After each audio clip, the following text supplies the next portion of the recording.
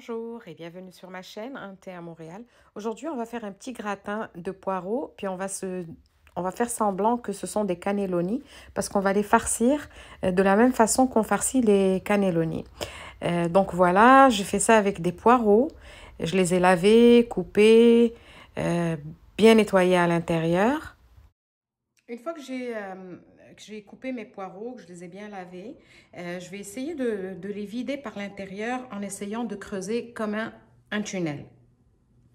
Donc évidemment, on ne va pas laisser juste la première peau parce que ça ne va pas être bon, mais on va laisser à peu près 3 ou 4.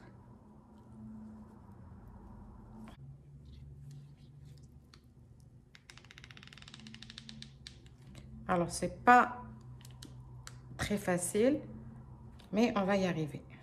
Alors, en vous aidant d'une spatule ou quoi que ce soit, vous essayez de pousser le cœur de votre poireau comme ça.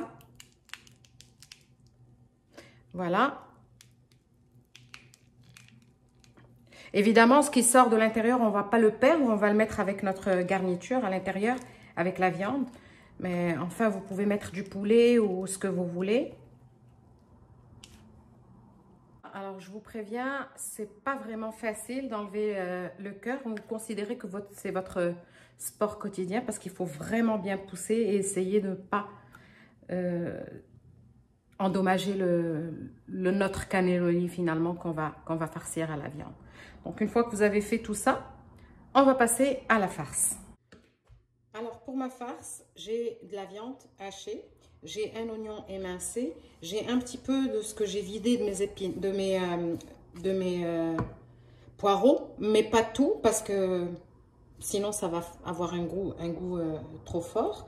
Ici, j'ai sel, poivre, un peu de noix de muscade et je vais faire un petit sauté avec cette viande pour pouvoir après y rajouter un petit peu de béchamel, puis farcir mes poireaux, que voilà.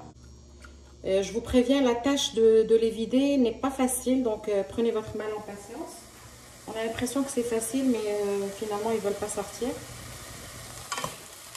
Je vais mettre un petit peu d'huile d'olive, évidemment, là-dedans. Un peu ou beaucoup, ou ce que vous voulez. En fait, vous mettez la matière grasse de votre choix. Moi, je mets de l'huile d'olive. Ça pourrait être du beurre aussi. Ça se marie bien avec les farces au fromage. Une fois que la viande est cuite, que les poireaux et les oignons sont bien tombés, vous pouvez rajouter un petit peu d'herbe finement hachée ou pas. Moi, j'ai mis de la coriandre et du persil. J'adore ça. Mais ça pourrait être n'importe quoi, du thym ou du romarin, ou ce que vous aimez.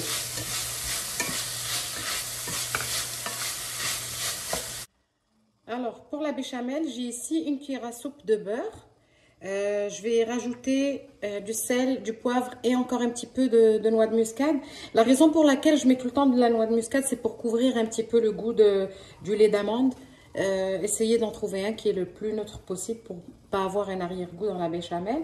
Donc voilà, sel, poivre. J'ai une cuillère à soupe de farine de coco. Et j'ai une demi-cuillère à café de farine de gomme de xanthane. C'est ça qui va l'épaissir. Voilà, je mélange tout ça.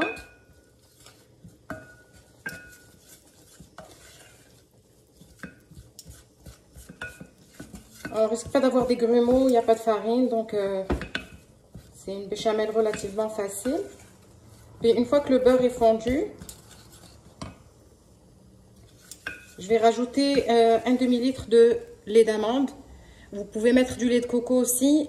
Franchement, celui-là, cette marque que j'ai, c'est une marque bio et c'est celle où il y a le moins d'arrière-goût de lait d'amande parce que c'est pas exactement la même chose que le lait classique.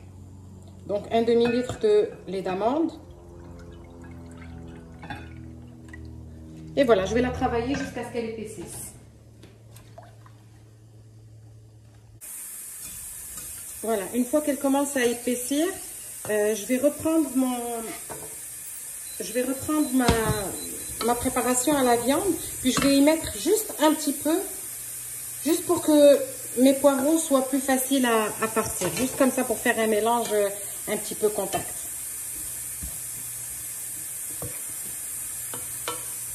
pour que la viande ne soit pas trop sèche à l'intérieur. Là, on va passer au remplissage des poireaux. Je vous apprends rien, on va remplir les poireaux, puis on va mettre du fromage avec la béchamel pour bien garnir. Là, je vais commencer à remplir mes poireaux délicatement.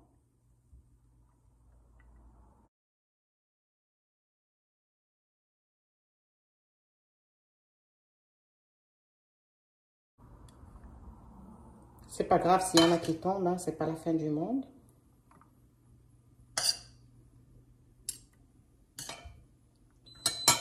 Bon, là, j'ai commencé à remplir mes petits poireaux. Je les ai mis debout comme ça pour que ce soit plus facile. Voilà. Ça, c'est sorti un peu de l'autre côté, mais c'est pas grave, on va le remettre. Voilà, je vais en remplir un autre.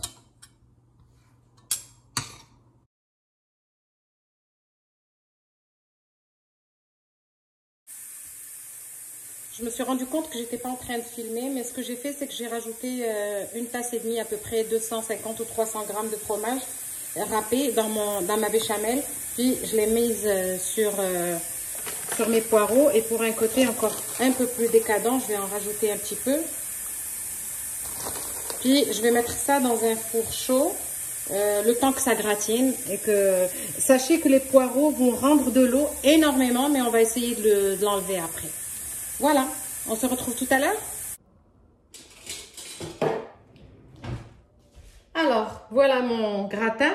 Il est encore en train de bouillonner un petit peu de ce côté. Habituellement, je ne le couperai pas maintenant, j'attendrai qu'il absorbe bien. Mais d'après ce que je vois, il n'y a pas véritablement de liquide. Donc, on va le couper.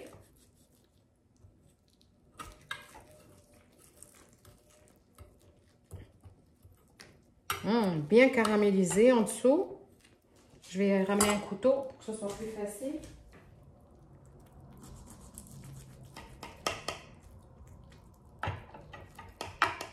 Voilà.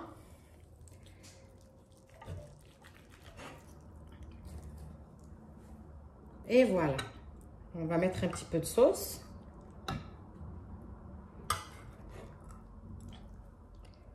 Voilà. Mes cannelloni de poireaux avec une petite sauce béchamel et la viande. Alors ça, c'est une idée de repas pour changer un petit peu de l'avocat et la salade et les graines de citron. Je vous souhaite un très très bon appétit à tous et à la prochaine. Si ce n'est pas déjà fait, abonnez-vous, mettez-moi un like et pourquoi pas un commentaire.